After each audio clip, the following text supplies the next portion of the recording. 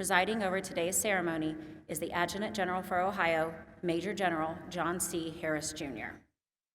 Ladies and gentlemen, please rise for the recognition of the official party and remain standing for our national anthem and the invocation delivered by Chaplain Burris.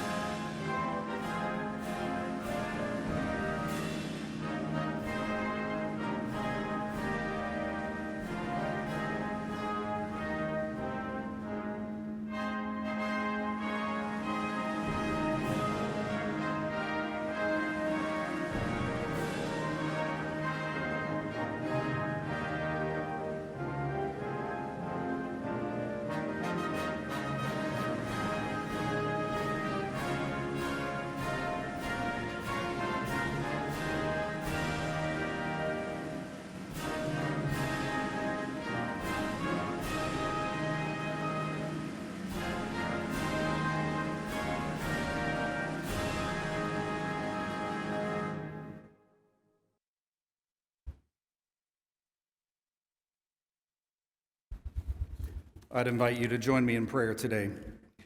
Lord, we thank you for this day as we come to celebrate the promotion of General Camp. We see in him a man who has given himself in service to this state and our nation for many years. We know and we have all experienced and have been influenced by his talents, his wisdom, and his leadership. As we come here today, we also want to pause and pray for our nation.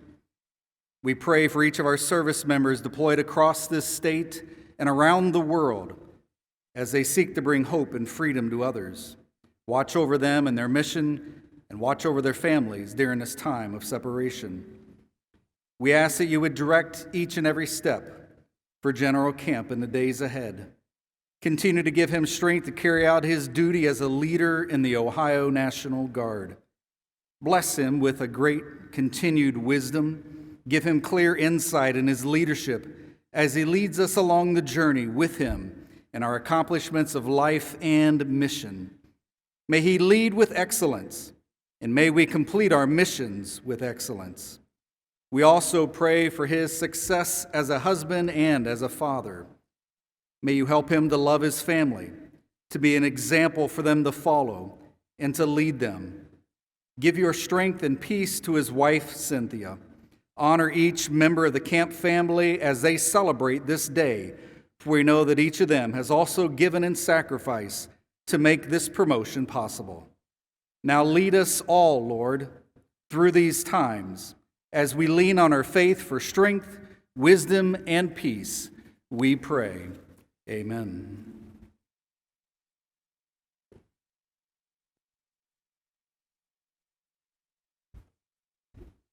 Ladies and gentlemen, please be seated. We are pleased to welcome with us today General Camp's wife, Cynthia, his mother, Darlene Belt, stepmother, Patty Camp, and sister, Christy Camp. Also with us today is Command Sergeant Major William Workley, State Senior Enlisted Leader, Command Chief Master Sergeant Heidi Bunker, State Command Chief Master Sergeant, and Command Sergeant Major Dwight Chambliss, State Command Sergeant Major. Further, we would like to extend a heartfelt welcome to our guests joining us here today, as well as at home. It is now my distinct pleasure to introduce our presiding official for today's ceremony, Major General John Harris.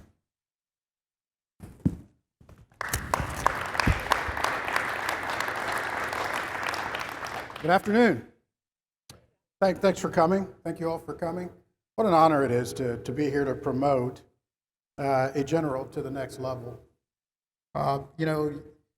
Very small percentage of our officers make it to the grade of brigadier general. And if you consider the percentage of that make it to major general, it truly is a unique honor indeed. Congratulations, Jim. It's hard to figure out where to start talking about Jim Camp. So many things you can say about this guy, so many stories that we can tell about Jim Camp. Make sure, though, don't let him off the hook when he makes his remarks. Make him tell you about his first formation officer candidate school. That's one of the better ones I've heard, officer school. It's interesting, but if he had his choice, he wouldn't be here today.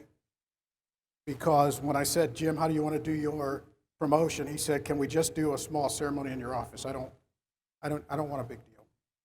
And I said, no, you can't do that. You're going to have a ceremony. What do you want to wear? And he said, I want to wear the uniform that my airmen wear. I said, well, it's a formal event. He said, sir, I want to wear the uniform that my airmen wear. So we're wearing the uniform that his airmen wear. And I think that one of the greatest testaments to this officer was a conversation I had with Aaron, who runs our little cafe down here. I said, if you were speaking about Jim Camp, what would you say about him? He said, sir, I would say that he's a player's coach. He's a coach that's about the people that he leads. His caring is about the people that he leads, and he is one of the players. He thinks like a player, and he cares about his players. He's a player's coach. And I think that's one of the greatest testaments, one of the greatest compliments that Jim could have gotten, because I learned early on, I'll never forget this, that you really know a person's character by how they treat people who can do absolutely nothing for them. And I think that speaks volumes about Jim Camp and the kind of guy he is. And that kind of leadership is so incredibly critical at this time. One only need to look back on the events of this week and what's happening in our nation and the incredible polarization that just continues to get worse. The last time I stood up here for a promotion ceremony, I talked about the divisiveness in this country and how it probably couldn't get much worse. I had no idea that it could actually get worse. But I'll ask you to consider some of the most important things that you saw or heard during those events at the Capitol. It was people on both sides of the aisle asking, where's the National Guard? Because they knew that when the National Guard got there, things would somehow get better. And it didn't matter if they were conservative, they asked, where's the National Guard? It didn't matter if they were liberal, they asked, where's the National Guard? Didn't matter if they were a fiscal hawk or a hawk on spending. Their question was, where's the National Guard? And there was a time when the Pentagon should have said, we've got to put some active duty troops in there. And the Pentagon was saying, when are we sending the National Guard? How fast can we send the National Guard? And that is testimony to what a trusted organization this has become. An organization that truly lives its oath to the Constitution. And it doesn't matter the politics of the day. An organization that's going to execute its mission fairly and without bias and without luggage, but in a legitimate and fair way. And that speaks volumes to the kind of organization that you have built and that you've supported, and that we require leaders to lead. And this is why Jim Camp sits here today. One of the reasons. Jim's never been afraid to take the tough jobs. Once he's done telling you about his first day of officer school, I hope he tells you about playing football at Carnegie Mellon and the challenges he had there. I mean, that's a pretty small guy for a college football player, so you can imagine the amount of heart in Jim Camp. But he was a guy who was at undergraduate pilot training and thought he was going to come and fly fighters. And he made a phone call when he was down there and said, you're not going to fly fighters. Your unit's transitioning and you're going to fly tankers. And he said, whatever it takes. Came home with tankers, been all over the world. Deployments, countless deployments. I don't know how many deployments Jim has, but he's deployed numerous times. He's actually commanded a special operations unit, transitioned to a different aircraft, came home. Boss told him, hey, you need to get some broadening assignments. So he was here. He was the deputy human resources officer, became the human resources officer. What pilot does that? Well, I shouldn't say that. There are a few of you sitting right out there that are doing that. But he was one of the first, and demonstrated that he knew that if I'm going to be the kind of leader that this modern National Guard is going to lead, I need to go out and do some other things, get some broadened experience. And it's interesting watching officers now in the Air Guard as they're leaving the cockpit to go do these diverse things, get the kinds of experiences that they need to be the officers that the National Guard needs today. My daughter's in the Air Guard, and I just selected a new executive officer, and she said, "Dad, a pilot? Why would a pilot do that?" I'm still asking myself that question. Why would a pilot can work for me? But he has created a culture where leaders need to know, I need to go do things. I need to get experiences because I'm going to have to make tough decisions, and I need a broad base of experience to be able to do that. I couldn't be more proud, not only of Jim Camp, what I'm seeing in the Air National Guard today, because these are truly world-class people, world-class leaders that are truly leading a world-class organization. But the guy who sets the tone and the culture is the guy at the very top. That's Jim Camp. So Jim, I'm happy for you. I'm proud of you. As you know, the benefits don't increase, just the burden of responsibility as you pin on each additional rank. And Jim's going to go be in addition to being our Assistant Adjutant General, he was selected by the Chief of the National Guard Bureau. He's also going to serve as the National Guard Assistant to the Commander of Transcom. So that 4-star command is going to have a 2-star National Guard advisor. So the guy who's in the ear of the guy who manages a whole bunch of our airplanes is Jim Camp, speaking for Guard Nation. All 135,000 of you, whatever that number is. That's coveted indeed. But he certainly didn't take it because it's an easy job. Cynthia, you know the price he's paid already to have that job at Scott Air Force Base. Once, generally 2 weeks a month, he gets in his car and he drives there and spends a week there. And his duties back here don't stop. So he's truly doing 2 jobs at once. And that job just got bigger as he was selected for that next assignment. So congratulations, Jim. Not just on what you've done, and not just for this promotion, but for what you've built, what you've continued to build, based on great leaders who've come before you, but a culture truly of leaders who are committed to leading. And most importantly, for maintaining balance in your life, that the focus on the family when you can and when it needs to be there. I know this is, when he's gone 2 weeks a month, it's real hassle. So thank you for your support. And one of the reasons he's sitting here today is because you allow him to do that. So thank you for that. And and you know, Angela and I love you. We consider you family. So I can't wait until this COVID's over again so we can start doing things as a family again together. Thank you so much. And this is your promotion too. You've earned it. And thank you all for being here again and for being the kind of force that we can be so proud of. Jim, you'll be in my prayers as you take on these additional challenges and assignments. And I mean everything I said. I couldn't be more proud of you. I don't think I can think of anybody more deserving than you today. So congratulations. Let's go ahead and publish the order. General Harris. Brigadier General Camp, please join General Harris in front of the flag array. Attention to orders. By order of the Secretary of the Air Force and direction of the President, James R. Camp is extended federal recognition and promoted to the rank of Major General effective 14 December 2020. Signed, General Daniel R. Hokanson, Chief, National Guard Bureau.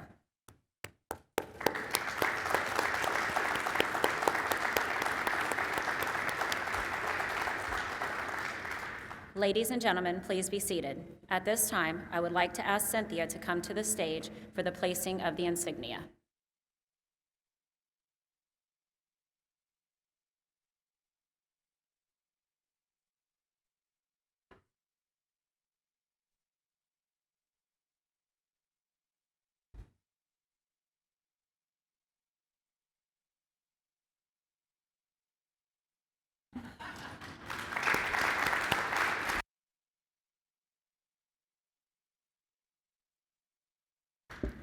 Thank you, Cynthia. Ladies and gentlemen, please rise as Major General Camp reaffirms his oath of office.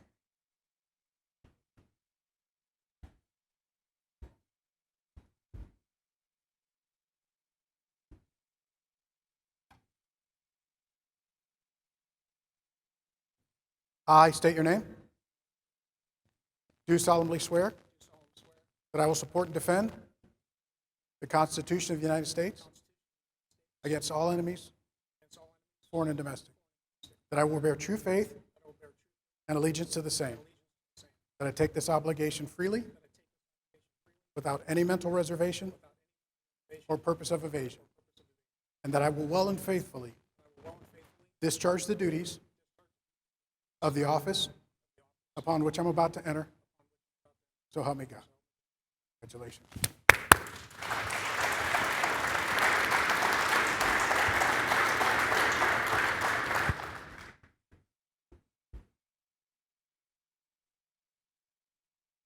Throughout the history of warfare, a general officer's personal flag has symbolized leadership on the battlefield. The Air Force has incorporated the use of flags to signify the presence of a general officer. This flag is visibly displayed in the office of the general officer. To commemorate his promotion to Major General in the United States Air Force, we will now post Major General Camp's 2-star flag.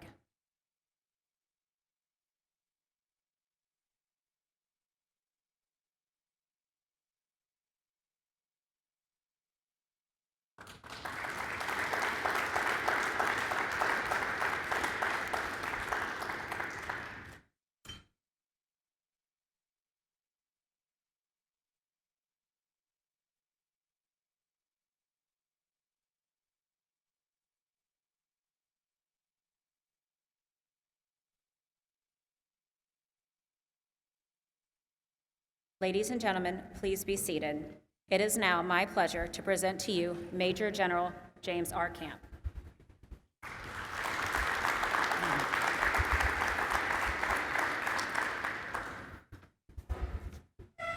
Good afternoon. First word that comes to mind is I'm extremely humbled to be here.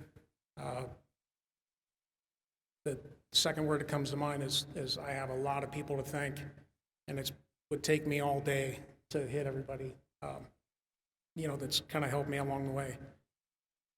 Sir, really appreciate the remarks, and as always, you're a tough guy to follow, but you're also an easy guy to follow as a leader. So I appreciate your confidence in me. I appreciate your leadership.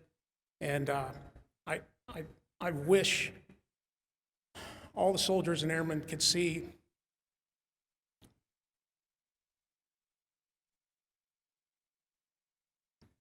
your dedication.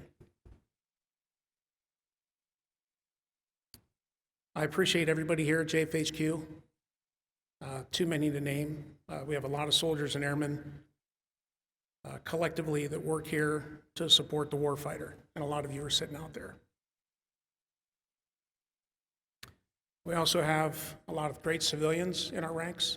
A lot of them can't be here today. They're doing the best they can in the current environment, and I appreciate everything they do for us. I'd also like to thank Governor DeWine and his staff.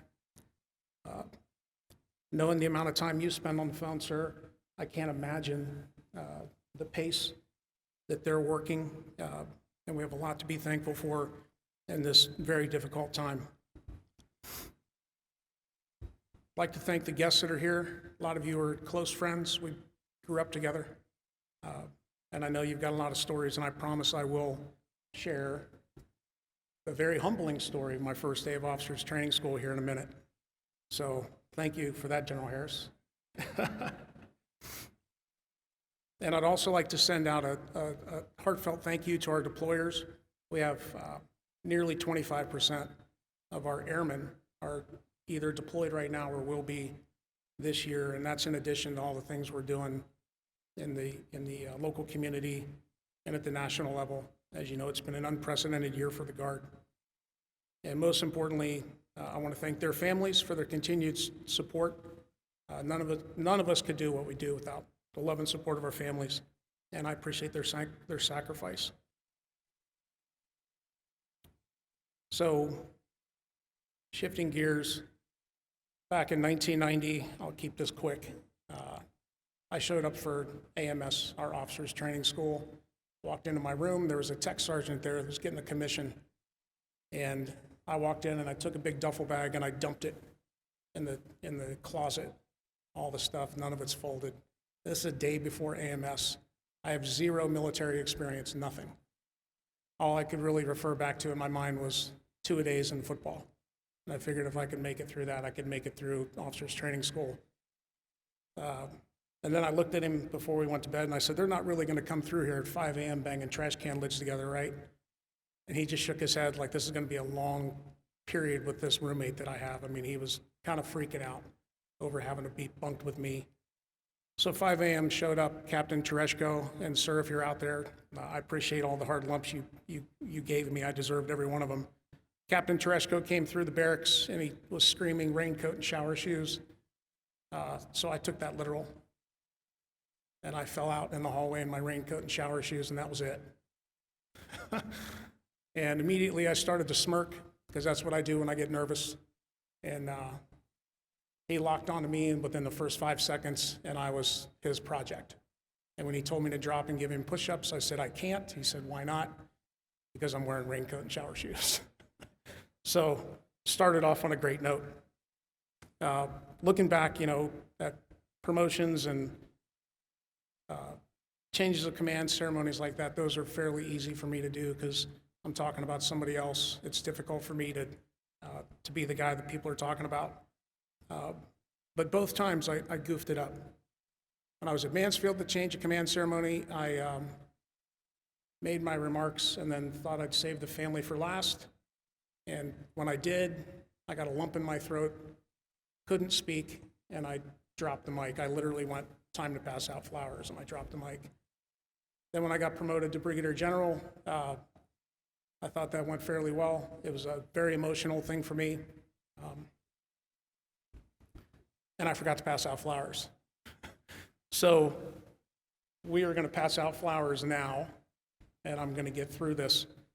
And you're really going to be bummed out, Cynthia, but have I told you I loved you yet today? So this is a thing we do. We try to say to each other every day. And when you get in on a big day, we usually gloat. So I won today. Can't thank you enough for everything you've been through, what you've done in support of my efforts. 9 deployments is, kind of what I've calculated, not all of them as long as what our Army brothers and sisters do. But it's a lot of coming and going, and as General Harris said, at times I feel like I'm living out of a bag, driving back and forth. There's no easy way to get to Scott Air Force Base, and if you've ever done the drive, it's pretty rough. I'm starting to listen to a lot of books and trying to pass the time that way. But you've been steadfast. I mean, I'm a lucky guy. I'm glad that Ross Stigner talked me into going snow skiing. Because I was like, no, I'm going to put that money in my IRA this year, and I decided not to, and I went skiing instead, and I met her. Best thing I ever did. Talk about my kids. I'm extremely proud of them. They can't be here, but I know they're probably out there watching, hopefully. Son James is a captain in the Marine Corps, and he's currently getting his master's degree at MIT in business. And soon-to-be daughter-in-law, Francesca, I'm extremely proud of her. She's, I believe, in her 4th year PhD at Harvard. So, not sure where he got his smarts, but they are an impressive couple. My daughter Jordan and my son-in-law Sixto are down in Florida. 2 beautiful grandkids, Abel and Demi. Got to see them last week. That was great. Jordan's taking a year off from school teaching, and Sixto's starting a new job, and it's so technical, I can't even describe what he does. I just know he's another really smart guy. Daughter Brittany is down in Florida working on her surgical tech certification. Wish her well with that. Proud of her. Daughter Remy couldn't be here today. She wasn't feeling well. There's no way she would have passed the screening at the front door. Negative COVID test, but she would have been hacking, and I know she's at home. I love you, honey, and proud of her. She's going to East Georgia State to play softball and just got a leadership scholarship. So very, very proud and excited to watch her grow. Mom, Patty, can't say enough for what you guys put up with. It's not easy, with two split families, but the way you two have fostered that relationship is great. Last Christmas, we all went out to Tahoe, and we had my mom there, my stepmom there, and it was an awesome Christmas. Thank goodness we had that, because this year was a little different with the current environment. So I love you. Thank you for being here. Very proud of my brother Scott, his wife Meredith, and their children Jack and Lily up in Cleveland, and they're currently under COVID quarantine, go figure. It seems to be pretty common these days.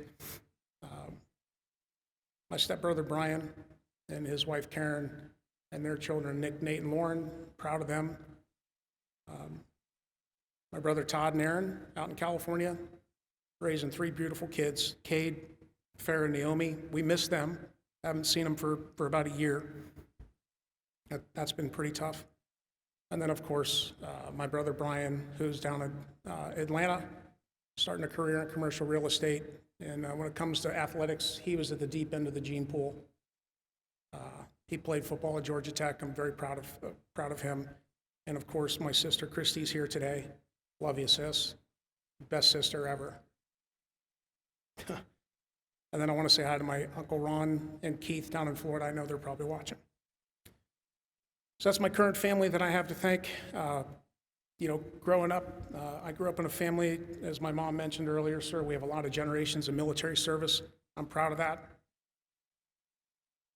Both sets of grandparents went through World War II. My grandfather, my mom's dad, was on a PT boat in the Pacific. And my grandfather, my father's dad, we called him Pap. I've now assumed that name, Pap, with my grandkids. Pap was in World War II and spent 37 consecutive months in a combat zone, which to me is just, I can't even fathom that. It's like a 3-year deployment. Can't imagine. My dad was a Vietnam vet. He volunteered for Vietnam, came back, went to Air Force pilot training. Miss him dearly.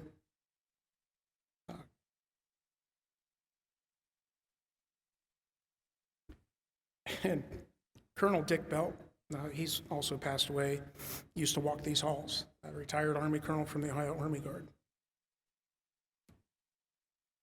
So I'm going to shift gears a little bit now and talk about, just to give the airmen and folks out there just some perspective of things that I heard that I hope you can benefit from. I used to hear things like 90% of success is showing up on time, ready to play the game. And I would focus on being on time, but really the key to that phrase is ready to play.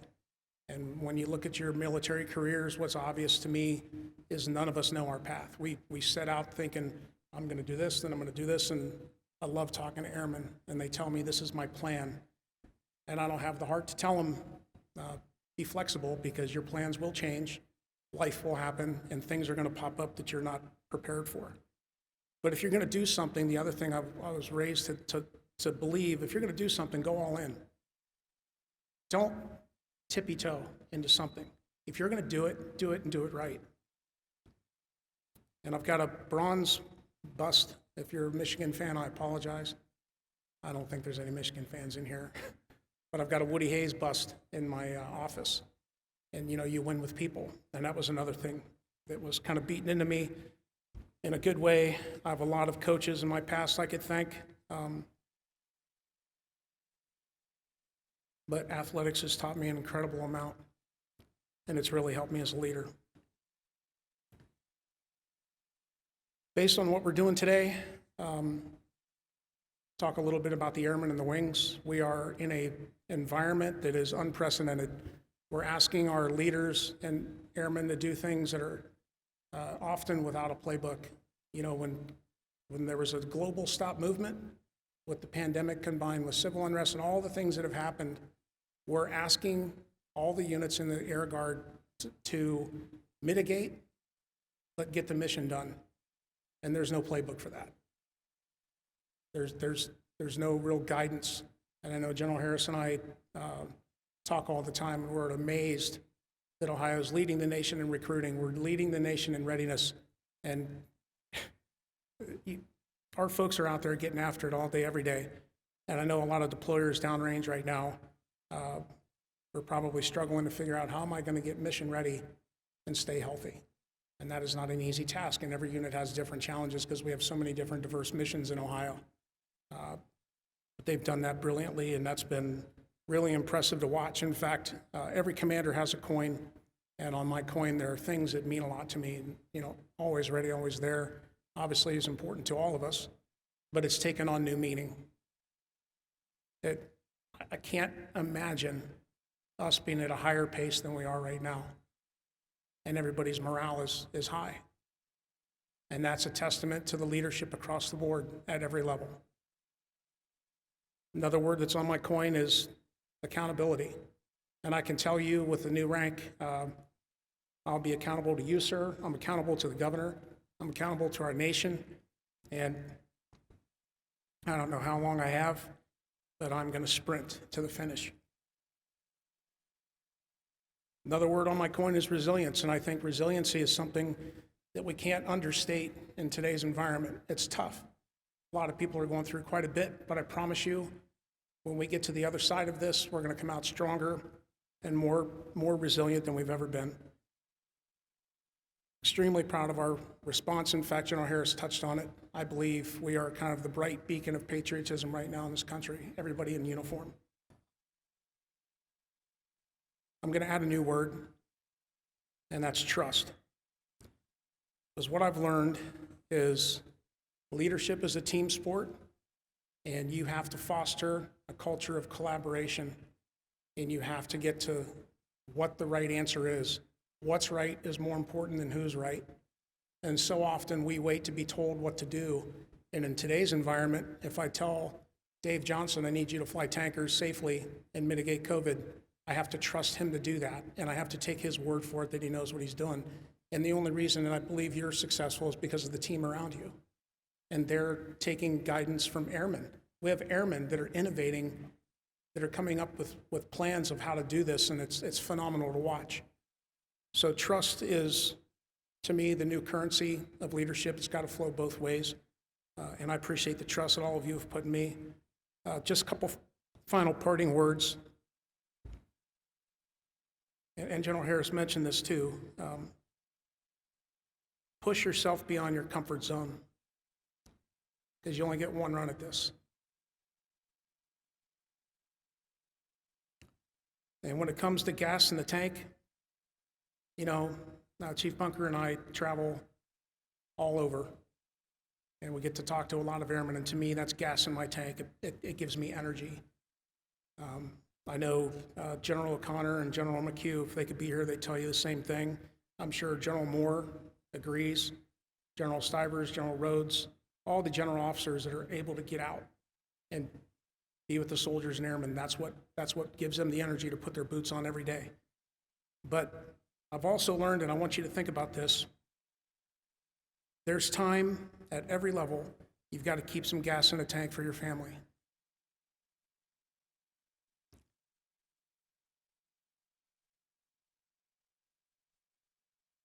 I'm going to get better at that.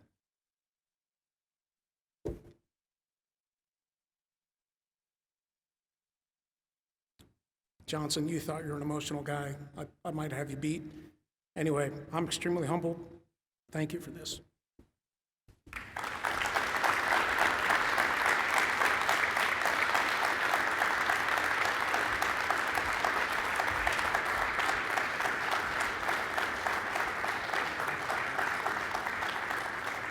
Thank you, General Camp. Ladies and gentlemen, on behalf of Major General Camp, I would like to thank you all for attending today. Please remain standing for the playing of the Air Force song and the departure of the official party.